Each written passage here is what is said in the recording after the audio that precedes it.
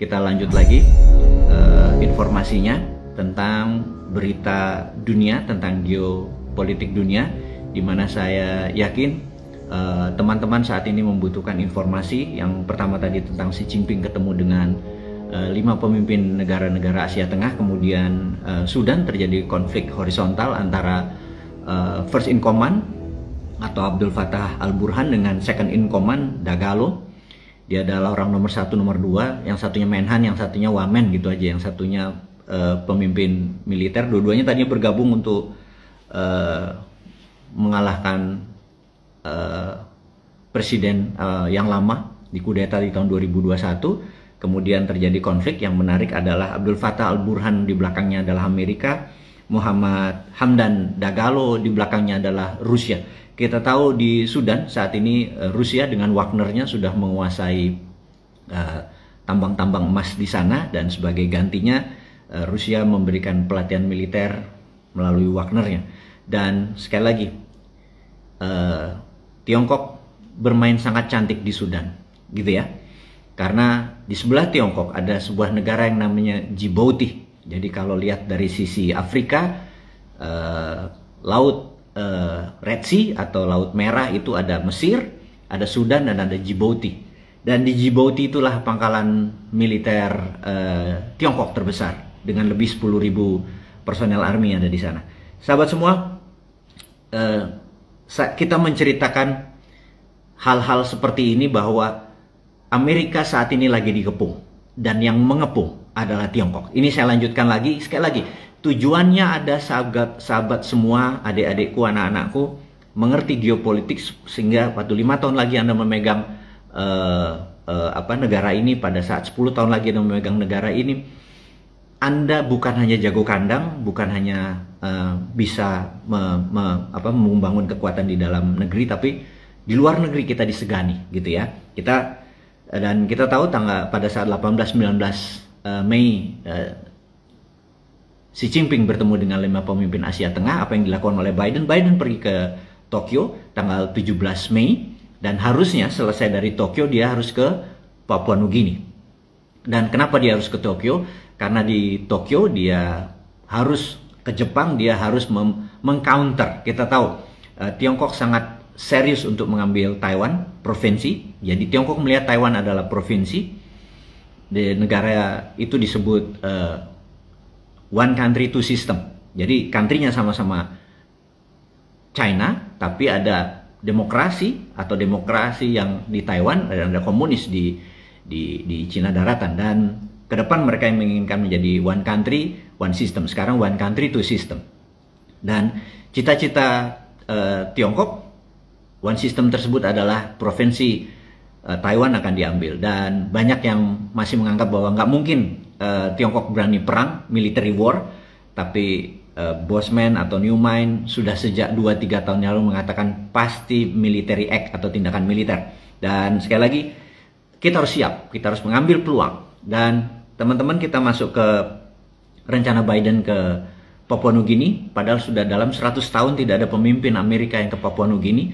Dan ada apa dengan negara-negara Pasifik? Rupanya di Papua Nugini itu ada 18 negara Pacific Island ada bertemu di Papua Nugini.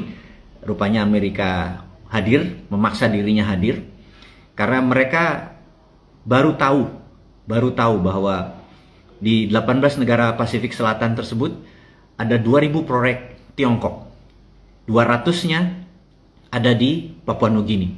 Amerika Sekutu Barat kaget betapa cengkeramannya Tiongkok sudah masuk negara-negara Pasifik Selatan tersebut. Dan 2.000 proyek itu cukup banyak. Dan alhamdulillah proyek Tiongkok di Indonesia baru 15.000 menurut Pak Luhut. Baru 15.000. Luar biasa memang Tiongkok membantu perekonomian Indonesia. Jadi kita melihat secara geopolitik Amerika sangat cemas dengan kekuatan Tiongkok di negara Selatan Pasifik, tapi dia tidak jadi. Kenapa tidak jadi? Karena di Amerika dia bisa kena impeach. Apa itu kena impeach? Kena mosi tidak percaya karena ceiling atau debt ceiling atau hutang dari negara dalam negeri Amerika sudah mencapai 31 triliun dolar, dan ini sudah 130% dari PDB-nya Amerika yang 25 triliun dolar ke 31 triliun dolar. PDB Amerika 25, hutangnya 31, udah ceiling, sudah 100%. Dan mau nggak mau, negara Amerika per Juni ini tidak bisa membayar gaji karyawan atau APBN-nya tidak punya uang untuk biaya operasi. Tentunya yang dilakukan adalah Biden sebagai wakil dari Partai Demokrat mengharapkan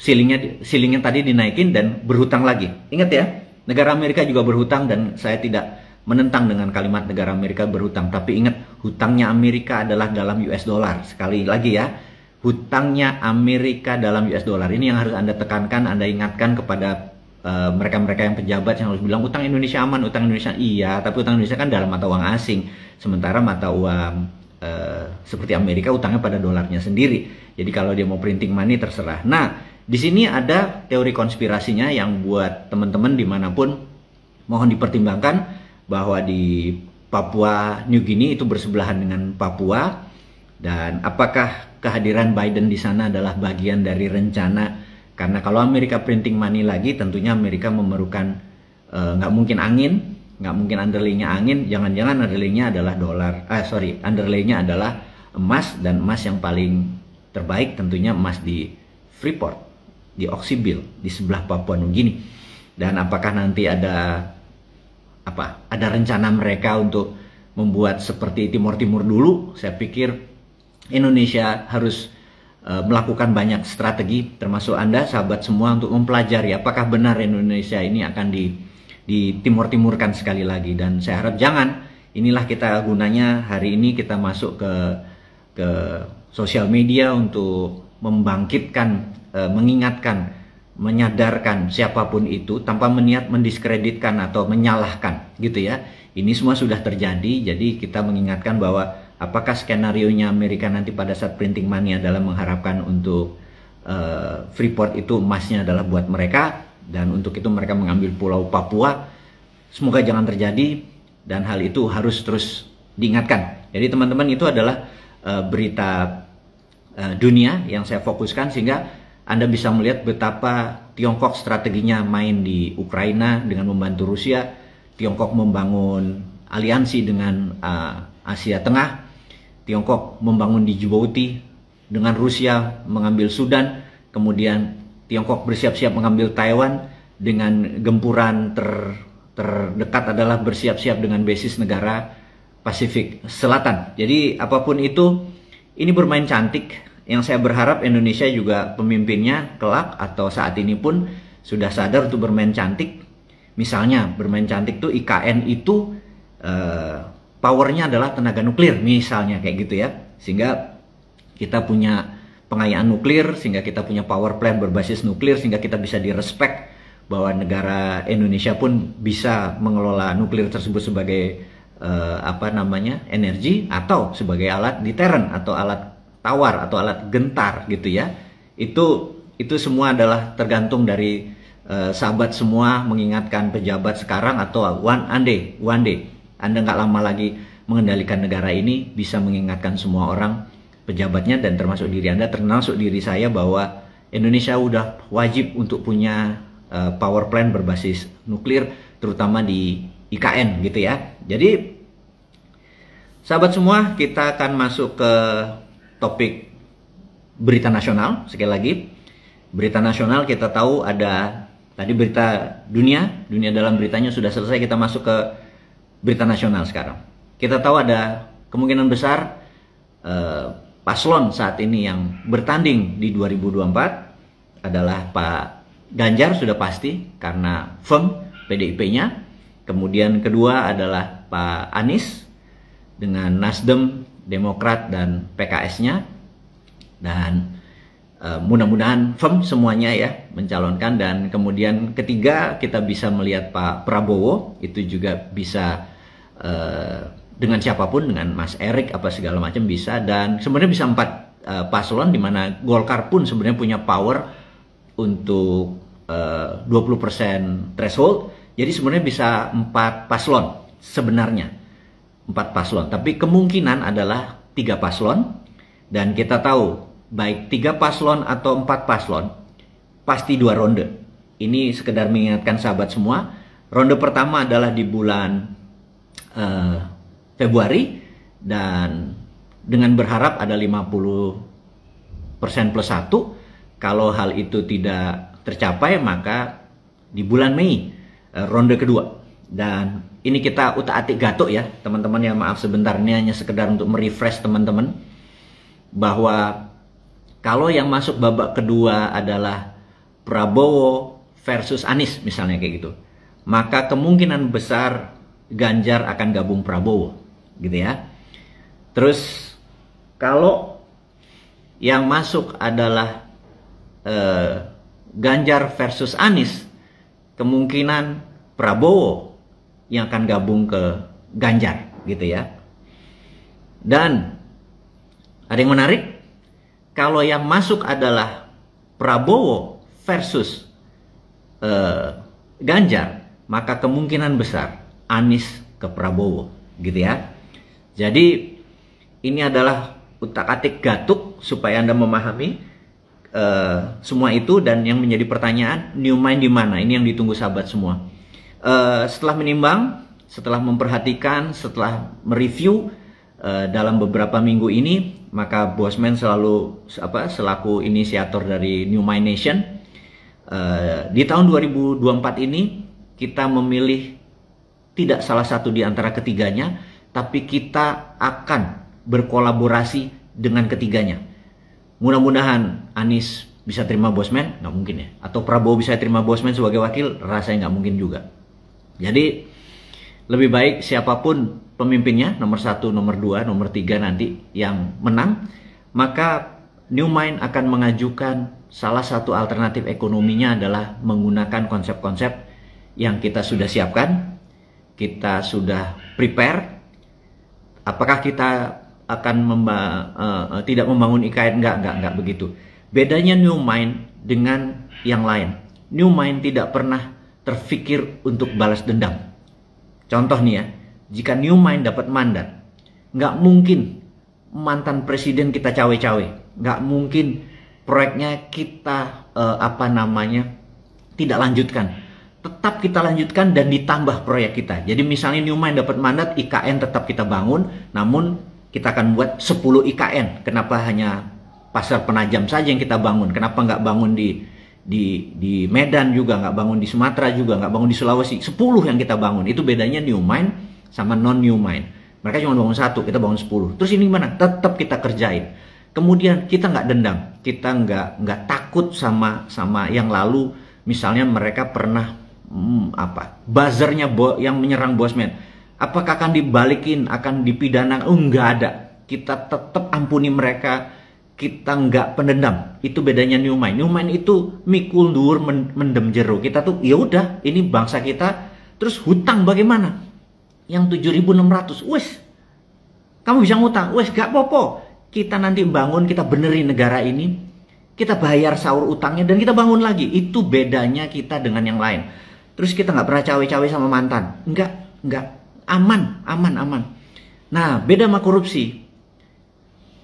New Mind cuma mengingatkan dalam 2 tahun ke depan, tolong Anda yang merasa korupsi, balikin. Ada waktu 2 tahun untuk membalikkan seluruh uang yang Anda korupsi. Anggap seperti tax amnesty. Ini namanya korupsi amnesty. Korupsi amnesty ini Anda monggo silahkan. Anda merasa aku pernah korupsi 10 miliar, balikin. Dah gitu tok. Nama Anda dibungkus rapih. Tidak ada yang tahu gitu ya. Dan ada waktu 2 tahun untuk Anda noto, Anda balikin. Dah, ini ingat. Tapi setelah 2 tahun dari hari hak tersebut, anggap 17 Agustus 2026. Setelah 17 Agustus 2024 misalnya.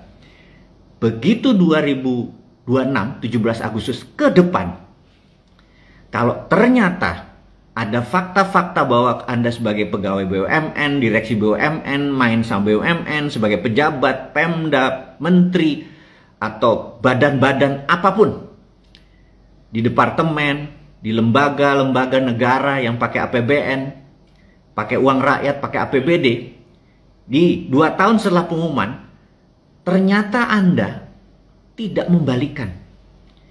maka begitu nilainya itu di atas 10 miliar, sorry, kita akan terapkan hukuman mati kepada koruptor, kepada mereka-mereka yang melakukan itu.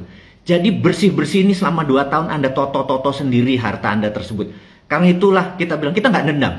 Anda nyolong sendiri kok, balikin sendiri. Kita nggak dendam, kita nggak pidanakan Anda, nggak akan balikin memburukkan nama Anda. Nggak ada nama buruk ke depan tuh, benar peace, berdamai kita. Tapi sekali lagi, untuk yang korupsi berbeda. Pokoknya ngaku aja, balikin, dah gitu aja. Tapi ingat, begitu ketahuan di atas 10 miliar habis Anda, gitu ya. Di bawah 10 miliar, 1 sampai 10 miliar Anda penjara seumur hidup, dan seluruh nama di KK, di kartu keluarga Anda, maaf, tidak boleh pakai fasilitas negara, nggak boleh sekolah negeri, nggak boleh pakai RSUD, nggak boleh pakai apapun yang bersifat negara yang punya. Anda pakai swasta aja. Anda nggak boleh keluar negeri, Anda nikmati aja di dalam negeri ini, karena itu sudah Anda beresi sendiri. Jadi kita tegas sekali urusan itu nanti. Sekali lagi, New Mind tidak penendam. Jadi kita nggak cawe-cawe di masa lalu, tapi ya korupsi Anda yang balikin. Jadi itu sangat jelas ya, posisi kita di 2024 kita berada netral, kita memilih yang menang, kita masukkan proposal kita untuk membangun negeri ini, bagaimana menggunakan e-rupiah misalnya, bagaimana menggunakan e-gold, bagaimana menggunakan membuat IKN menjadi the first digital capital, atau digital menggunakan blockchain. Begitu pakai blockchain, sistem pajak pakai blockchain, gemeter itu semua koruptor, gitu ya. Jadi itulah yang akan kita usulkan di tahun 2024 ke sana, siapapun negaranya. Dan ingat, di tahun 2029, saya declare dari sekarang, 2029 New Mind harus memegang mandat. Ini yang kita bilang kita tunda selama 5 tahun ke depan dengan sabar. Di 2029 New Mind masuk pasti. Itu saya garansi masuk, dan Anda semua adalah orang-orangnya tersebut, gitu ya. 2024 kita support siapapun itu yang akan membuat masa transisi yang tua-tua ini di era reformasi. Ingat ya, kita tahu selama 32 tahun itu Orde Baru berakhir di 2017-2018, kemudian dari 2017-2018 sampai sekarang selama 25 tahun itu adalah era reformasi. Dan ini adalah nanti nih 2024 sampai 2029 adalah masa transisi reformasi terakhir, karena kita menganggap reformasi doesn't work. Ini ngomongnya jelas. Karena ke depan doesn't work, bukan kemarin. Kemarin berhasil menumbangkan Orde Baru. Tapi secara ekonomi bisa dibilang belum terlalu berhasil. Contohnya adalah pembangunan ekonomi kita hanya 8,55% selama 25 tahun per tahunnya rata-rata. Bahkan 10 tahun terakhir hanya 5% alias turun. Tapi hutang naik 738%, nggak apa-apa, hutang nggak masalah, karena nanti New Mind yang nyelesain, nggak popo, wes aman-aman, kita tahu cara mengendalikan negara ini, gitu ya. Jadi teman-teman, yang kita mau ingatkan adalah kita stay netral. Bagi Anda yang nyaman dengan Anies, monggo silahkan, yang nyaman sama Pak Prabowo monggo, yang nyaman sama PDIP monggo, gitu ya. Tetapi yang kita harapkan adalah kita sodok mereka untuk bisa menerima konsep New Mind atau New Mind Nation punya grand plan. Tidak merubah yang lama, tidak mengganti yang lama, tapi menambah instrumen-instrumennya. Jadi teman-teman, kita mengingatkan banyak hal kepada negara ini dan kita memberikan solusinya. Tadi solusi pertama adalah tidak dendam, gitu ya. Solusi berikutnya masalah hutang. Kita tahu hutang Indonesia katanya 7.600 triliun katanya. Tapi ada yang menarik, bahwa ternyata setelah kita hitung-hitung, hutang kita memang 7.600 triliun itu adalah merupakan 48% dari PDB. Karena PDB kita sekitar 16.000 triliun. Hutang kita 7.600 triliun. Dan menurut undang-undang saya lupa 17 tahun 2003 saya lupa ya, bahwa PDB tidak boleh, hutang tidak boleh lebih 60% dari PDB. Kalau lebih dari 60% bisa di-impeach tuh negaranya. Tapi ini kita masih 48%. Dan ini ada yang menarik. Setelah kita mereview, ternyata BUMN itu punya hutang 6.000 triliun. Ternyata BUMN itu memiliki hutang 6.000 triliun. Kenapa hutang BUMN tidak dimasukkan ke APBN? Ini sebuah pertanyaan yang mohon para pejabat negara menjawab, gitu ya. Karena BUMN saat ini di bawah kementerian, dengan hutang 6.000 triliun atas nama korporasi, seharusnya itu dicatat di dalam APBN seperti negara-negara lain. Dan kalau 6.000 ditambah 7.600 itu sudah 13.000. Jadi sudah lewat dari peraturan tidak boleh 60% dari PDB. Dan ini genting. Jadi saya pikir ini saya ingatkan. Oke, kita harus tolong negara ini. Kita harus tolong negara ini bahwa kalau 60% hutang dari PDB, kalau 6.000 ditambah 7.600 itu hampir 90% negara kita hutangnya di PDB. Saya tahu excuse atau alasan yang dibuat adalah BUMN adalah korporasi. Tapi BUMN di bawah kementerian. Sehingga harusnya hutang BUMN menjadi tanggung jawab APBN. Dan sekali lagi ini berbahaya. Pak Presiden tolong ingatkan Ibu Menteri Sri Mulyani untuk mengklarifikasi kenapa hutang di APBN tidak dimasukkan hutang BUMN yang seharusnya masuk gitu ya. Dan apapun itu semoga aman, posisinya tidak diimpeach, dan saya tidak berharap ini ada impeach lagi, saya nggak ingin ada ribut. Toh jabatan sudah 2024 sudah akan berakhir dan semua akan kita kemas dengan indah. Itu yang kita akan membuat negara ini menjadi negara yang baik tanpa dendam. Dan saya berharap ke depan adalah fresh, semuanya segar, semuanya melihat ke depan, masa lalunya kita tutup. Jadi, dan ada hal yang penting, sekarang kita masuk ke informasi yang saya pikir menjadi sangat penting. Karena salah satu untuk Indonesia berdaulat di tahun 2045 atau 22 tahun dari sekarang adalah kita berharap Indonesia bisa menggunakan e-gold atau transaksi berbasis gramasi emas. E-gold atau gramasi emas ini yang kita berharap adalah Indonesia, kalau di Tiongkok punya misalnya dulu ya pakai menggunakan double currency, kita berharap saat ini Indonesia meniru dengan double currency tersebut, yaitu rupiah dan bisa digunakan sebagai alat bayar dan emas bisa menggunakan sebagai alat tukar. Contoh, ada sebuah baju misalnya harganya 200.000 gitu ya, maka di tag price-nya, di label harga tersebut ada 200.000 rupiah, di bawahnya 0,2 gram emas. Jadi kalau mereka punya akun atau punya emas, ya udah potong 0,2 gram nih, 0,2 gram gitu ya.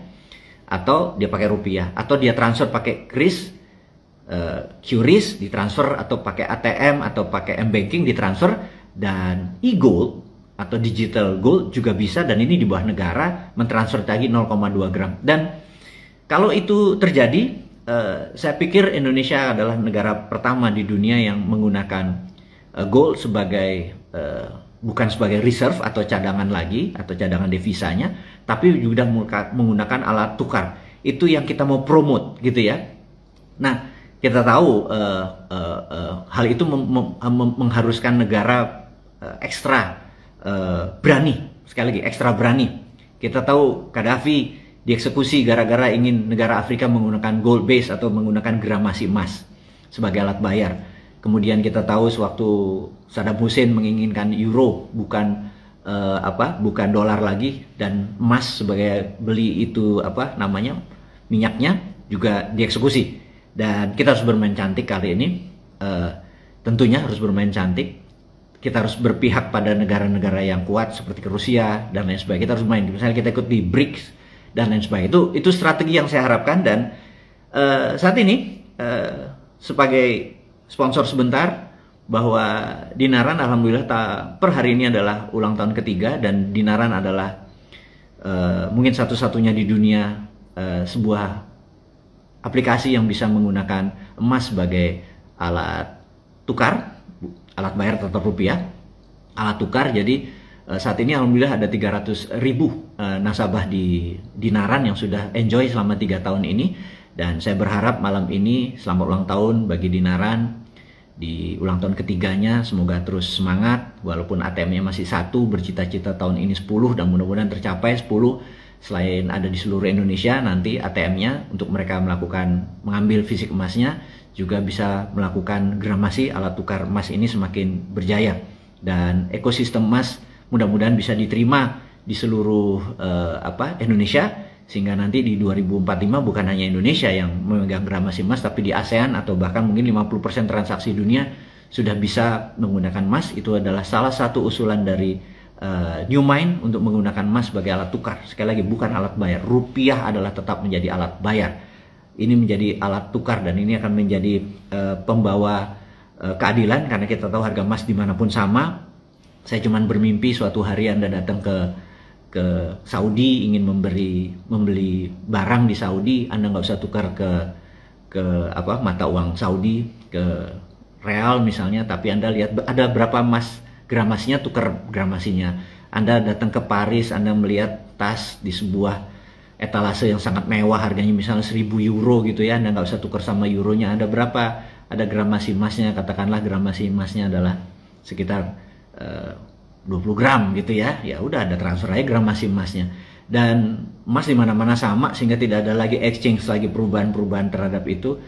Dan ini semua bisa terjadi kalau negara Indonesia berani mengambil perannya sebagai negara pertama di dunia yang menggunakan emas sebagai alat tukar. Dan sekali lagi, New Mind mengusulkan nanti di tahun 2024 ke sana, government-nya ada pemerintahnya, misalnya Mas Anies atau Mas Prabowo, Pak Prabowo, itu bisa menggunakan instrumen ini sebagai salah satu alternatif. Emasnya bisa menjadi alat simpan, bisa menjadi alat tukar, dan ini menarik sekali. Jadi alhamdulillah baru 3 tahun Dinaran berdiri. Kalau Dinaran mau diambil pemerintah sebagai instrumen badan usaha milik negara, saya bilang saya akan memberikan itu semua untuk negara. Untuk Indonesia apa sih yang nggak kita kasih? Kita ini mencintai negara ini sampai tumpah darah terakhir kita mencintai, dan kita tetap ingin negara ini utuh ke depannya. Jadi sahabat semua, kita berharap ditanya New Mind ini usulannya apa lagi? Kalau lo cuman tadi mengkritik hutang, mengingatkan tentang luar negeri gitu ya, apalagi ada yang menarik sahabat semua, mungkin ini di penghujung diskusi adalah kemarin saya bertemu sahabat saya yang lagi ngajar di Stanford University dan baru kembali diskusi sebentar, Pak Gita Wirjawan. Dia bilang dengan kalimat santai waktu itu, bro, lo tahu di zaman kita dulu berapa mahasiswa Indonesia di Amerika? Maka kebetulan kita hanya beda 2 tahun di kampus dulu. Dia lebih senior tentunya, terus tapi ilmunya ya, kalau umurnya beda 2 tahun tapi ilmunya jauh di atas saya. Saya bilang 16.000, saya bisa dengan cepat sekali menyebutkan angka itu di tahun 80-an akhir dan 90-an awal tuh saya bilang 16.000 karena saya aktif Permias waktu itu, Persatuan Indonesia Mahasiswa di Amerika Serikat. Dan dia bilang benar. Lo tahu sekarang berapa? No idea, nggak tahu berapa. Nggak lebih 10.000 bro, 8.000-an. Oke. Mau kemana nih pembicaraan kita? Enggak. Gue tuh cuman merasa kalau Indonesia mau jadi global player, tiru India dan tiru Tiongkok. Kenapa India dan Tiongkok? India saat ini ada 200.000 mahasiswa India di Amerika. Ada 300.000 mahasiswa Tiongkok di Amerika. Dan itu baru sekarang, belum tahun-tahun kemarin karena 5 tahun. Dan yang menariknya, dari 8.000-an mahasiswa Indonesia itu 95% adalah bayar sendiri, tidak pakai beasiswa. Sementara yang dari India dan dari Tiongkok itu 80%-nya negara bayarin alias dapat beasiswa negara. Anda bisa bayangin, 10 tahun dari sekarang, itu baru di Amerika loh, belum di Eropa, belum di negara-negara lain yang Tiongkok dan India kirim.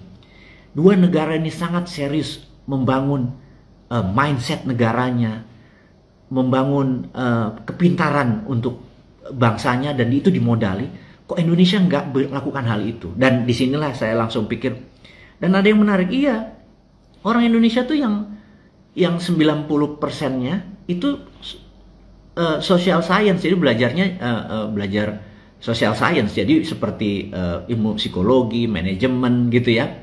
Tidak belajar tentang science, bukan decoding, tentang bioengineering, tentang nuklir dan lain sebagainya. Jadi Dan sementara mereka-mereka itu yang belajar adalah sains yang mereka masuk gitu ya.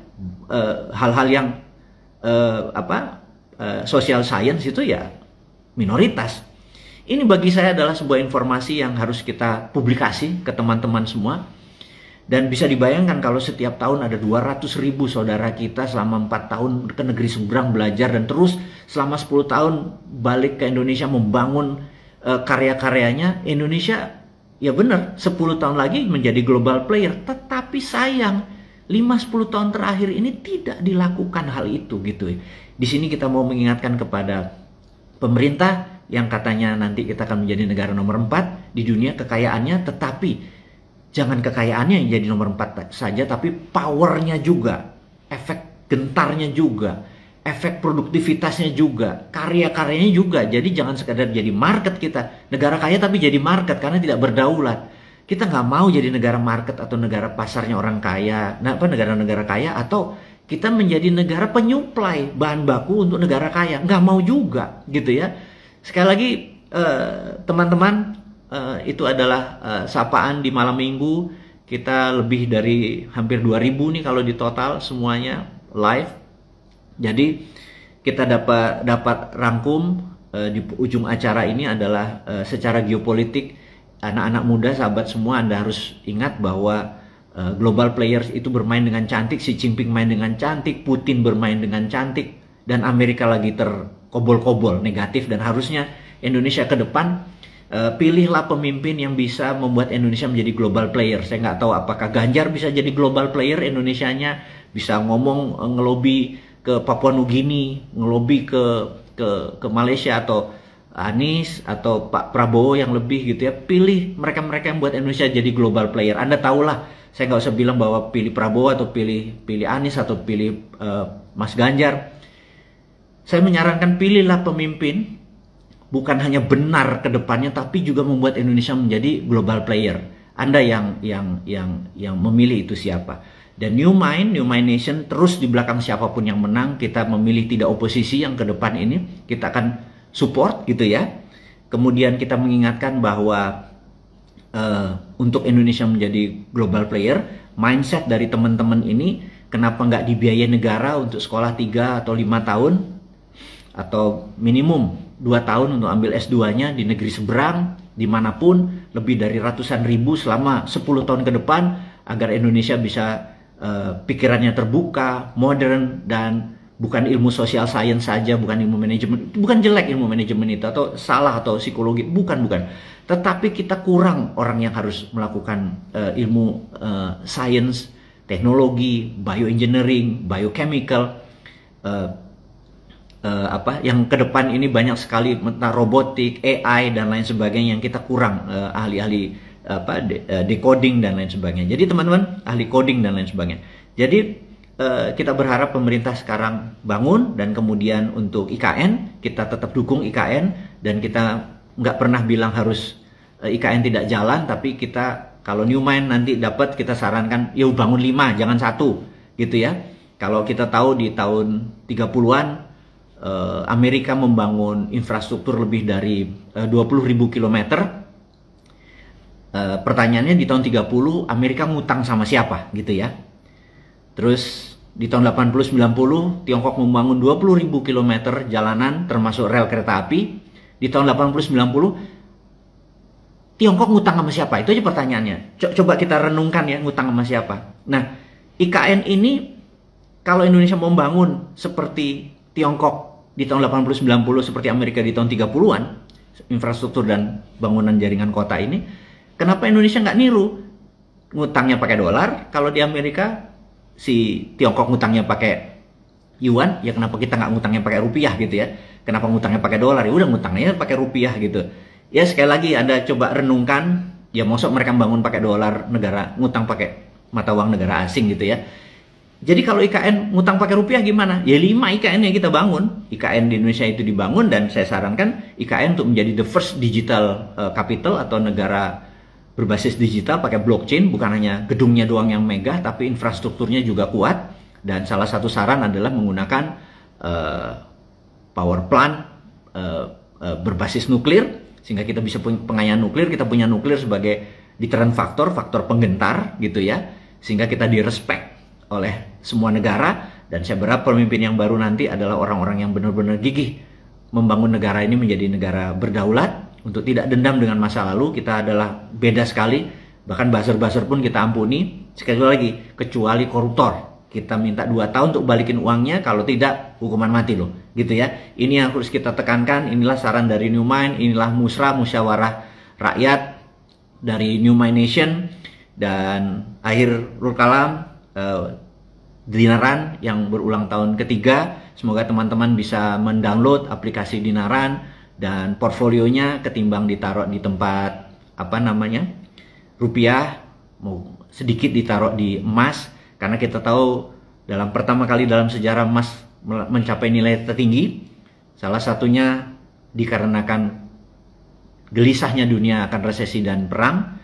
Dan terakhir adalah kalau Amerika benar-benar mau printing money, Amerika nggak mungkin kali ini nggak pakai underlying, kemungkinan akan pakai emas, sehingga harga emasnya akan bergerak naik. Sebelum itu naik, teman-teman sudah punya sedikit tabungan emas tersebut dan Anda bisa letakkan dimanapun. Akhirul kalam, terima kasih waktu Anda, sukses, sehat selalu. Mohon maaf lahir batin. Wassalamualaikum warahmatullahi wabarakatuh.